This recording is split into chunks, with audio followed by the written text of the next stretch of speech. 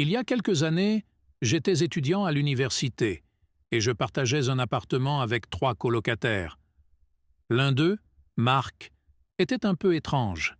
Il avait des habitudes bizarres, comme toujours verrouiller sa chambre avec un cadenas même quand il allait juste aux toilettes, et il refusait catégoriquement que quiconque entre chez lui quand il n'était pas là. On respectait ses choix, bien qu'on trouvait ça un peu exagéré. Un soir, on avait prévu une petite fête dans l'appartement.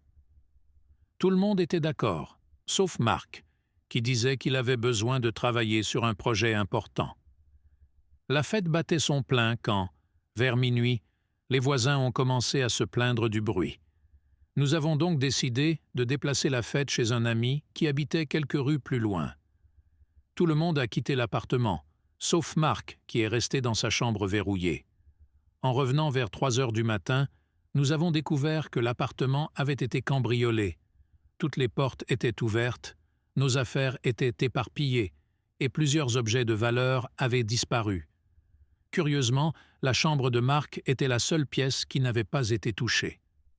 Son cadenas était toujours en place et rien n'avait bougé. Nous avons immédiatement appelé la police. Quand les agents sont arrivés, Marc a ouvert sa porte et a été aussi surpris que nous par le cambriolage. Les policiers ont trouvé cela suspect et ont commencé à lui poser des questions. Marc a insisté qu'il n'avait rien vu ni entendu. Il avait soi-disant porté des écouteurs avec la musique à fond pour ne pas être dérangé par la fête. Les policiers ont demandé à Marc d'ouvrir sa chambre pour vérifier s'il n'y avait pas de traces des objets volés.